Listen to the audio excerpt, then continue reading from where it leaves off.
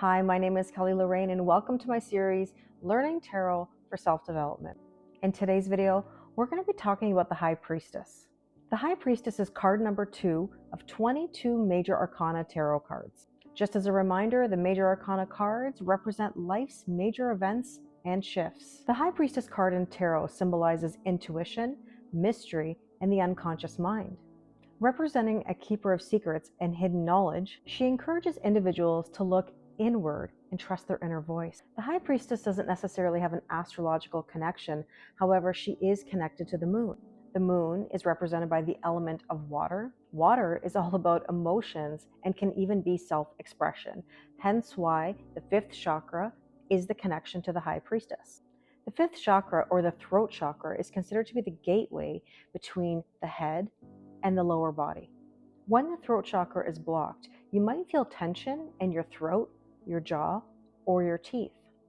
You might even feel like you have nothing of value to share with others. You might even lose confidence in your voice, or from a physical standpoint, actually lose your voice. You also might feel shy or insecure. Since the High Priestess is represented by the 5th chakra, it's important that we have a clear path between our head and our lower body. So what can we do to unblock the throat chakra? We can slow down and take a break. We could simply just express whatever we're holding in. Now, I know that that's difficult sometimes. We don't want to upset anybody. We don't want to rock the boat. But at the same time, letting things out can make us feel calmer, at peace, and conquer even our fears of communication. As a side note, how many of you were raised to be a good child? Don't rock the boat. Don't say anything that could offend anybody or put us into a little bit of conflict. I was. And that didn't necessarily help me as an adult because it really stunted my communication. I didn't really always know how to express my feelings, and I've worked on that quite a bit. I'm so thankful that I've been able to be more communicative. Something else you could try is wearing or carrying a blue crystal. By the way, it's no coincidence that I'm wearing a blue sweater today because blue is the color of the throat chakra. Let's just talk a little bit about why your throat chakra might be blocked. One word: trauma. This can include childhood experiences, conflict with family, friends, romantic partners, or even being surrounded by gossip. Have you ever heard of the Hierophant card? We're going to talk about him in a later video, but he is essentially her spiritual counterpart. The Hierophant is responsible for teaching and learning and ascension more in a public domain. The High Priestess is responsible for the ascension in the spiritual realm. She embodies the archetype of the divine feminine energy. In today's world, she would be considered a psychic, astrologer, or spiritual teacher. Often depicted between two pillars with a scroll or book in her lap, she signifies a balance between the known, the unknown, the light, the dark, the conscious, and the unconscious. She appears serene and exudes a deep knowledge and intuition. She is the mediator, essentially between both pillars. The crescent moon at her feet represents intuition, divine feminine energy, and cycles. Her veil is often decorated with pomegranates representing fertility, abundance, and hidden knowledge. The veil also suggests deep spiritual secrets, and only those who seek to know more may have them revealed. Going back to the scroll or book on her lap, it is only partially visible because it represents hidden knowledge and wisdom. Not all knowledge is freely given, but must be earned through development. When seen in a reading, it can be a call for encouragement. Hidden information may be a factor, a call for spiritual growth and evolution, and believe it or not, a card for patience. The encouragement is to trust your gut feeling over day-to-day logic. More importantly, it's about trusting your heart. With the High Priestess, there might be hidden information that is a factor. Therefore, it means not everything may be as it seems. Spiritual growth is a process, and the High Priestess encourages you to ascend. This means being introspective, growing your self-awareness, maybe some meditation, and exploring one's spiritual side. And as I mentioned earlier, yes, it can be a card of patience, and I know that patience is one of the most difficult things for humans. However, trusting the process, letting things unfold naturally, really is the key to success. The High Priestess is encouraging you not to take such quick action. Now, just as a side note, What you'll notice about the Fool's Journey in Tarot, there's going to be ups and downs. There's going to be moments when you're going to say, yes, I have to take action. And then there are going to be moments where you're going to lean back a little bit and observe. That is what the process is all about. It can't be all go, go, go, and it can't be all I'm going to hold myself back. There has to be a happy medium there. Just like I said, again, the balance between the head and the lower body all comes down to our self-expression. Are we able to communicate our needs? Are we able to take in the information intuitively, process it, and then express what we've learned from it? Let's talk about when the High Priestess appears in different types of readings. In a love reading, it might mean that you have a deep emotional bond. It's something that intuitively feels so good.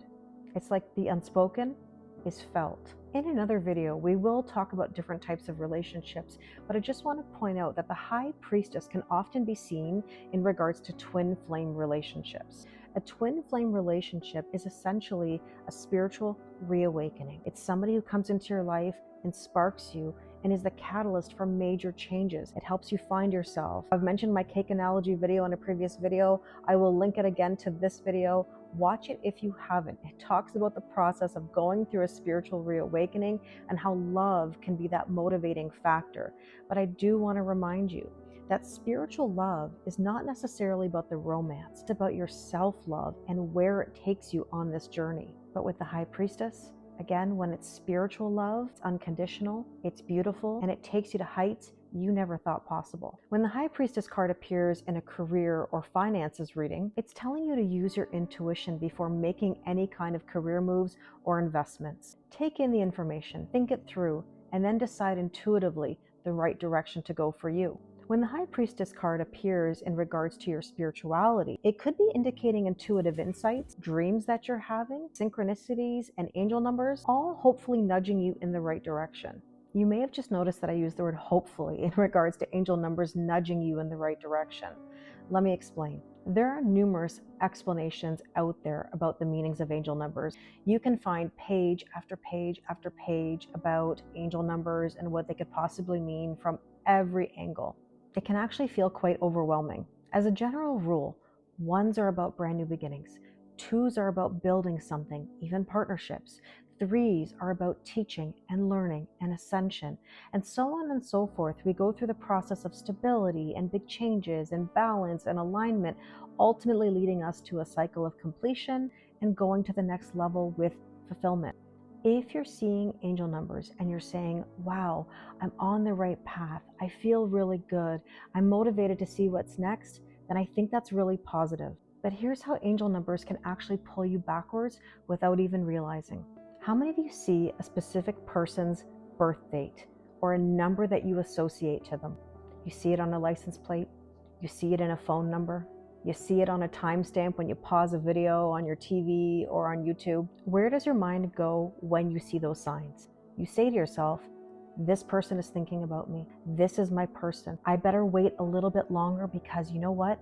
The universe is telling me that this person is very significant. They are significant. They're teaching you a lot of life lessons that are nudging you to make changes and to do different. But if you don't make those changes, if you don't acknowledge that there is growth to be had, then what you're doing is you're keeping yourself in an old story, narrative, or comfort zone that's not really so comfortable. Let me take it a step further. Have you ever noticed if you're about to make a major life decision or embark on something new, all of a sudden you start seeing those angel numbers, but not only that, maybe you start to hear songs that remind you of a person or a situation, or you're watching a TV show and a movie and it reminds you of your life story, and then you're like, oh, okay, this must mean I gotta stay in this energy. Maybe I better hold myself back from starting that new journey. It's holding you back. It's not really nudging you forward. It's making you think that you need to stay back and wait. Why do you think I always ask you the question, are you in the old? Are you in the new? When you see those angel numbers, when you see those signs and synchronicities, when you hear those songs playing, they're tests. They're gauging where you're at on your spiritual journey. You know what I do now when I see names and hear songs and angel numbers that used to mean something to me? I smile.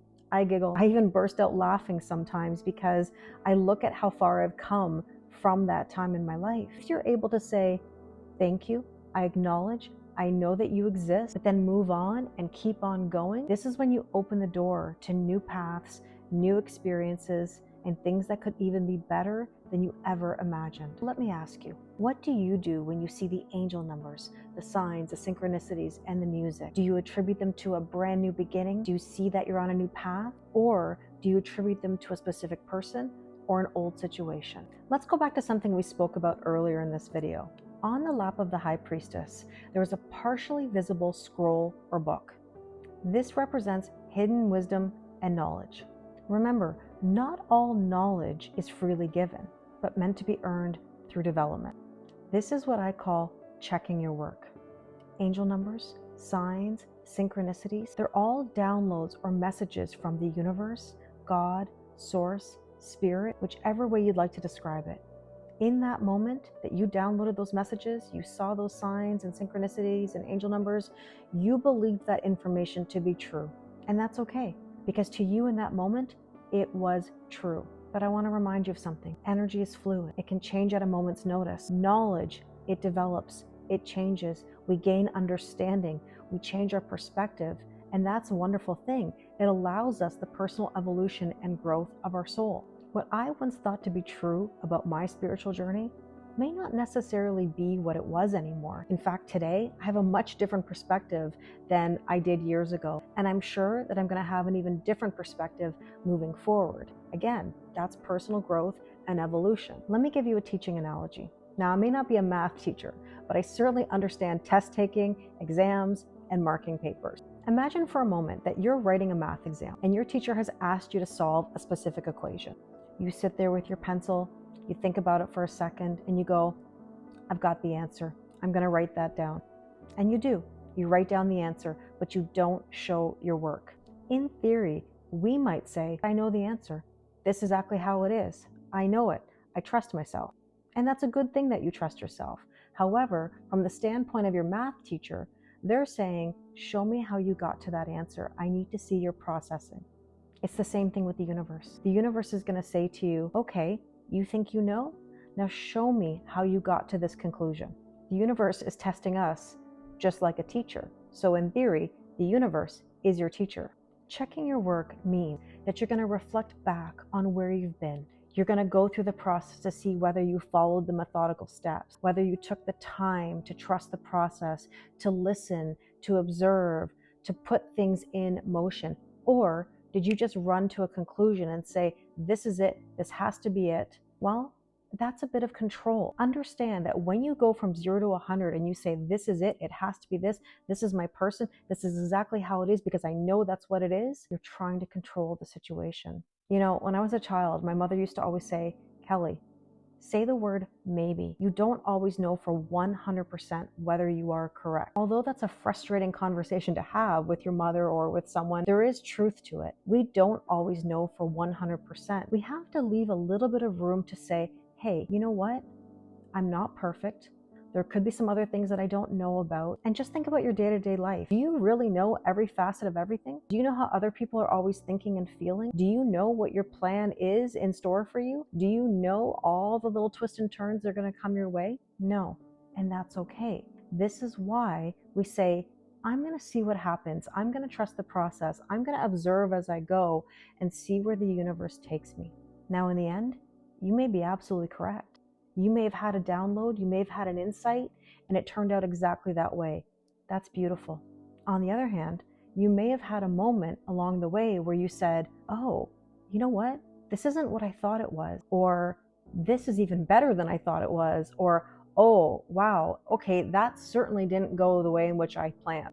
All of this is meant to teach us the lessons. When we start seeking out the possibilities, we start getting the lessons, and we do better every time. That's how we get growth and evolution and change.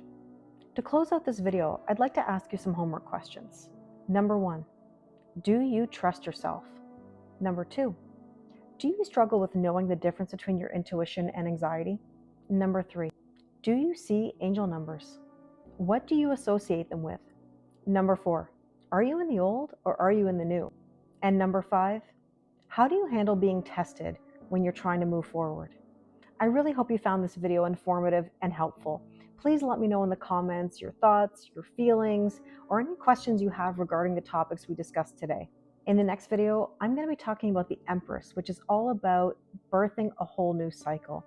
It's about our passion, our creativity, embodying more feminine energy. Please give me a like, a comment, a subscribe. It really helps people find my videos and the algorithm. Thank you again, and I'll see you in the next video.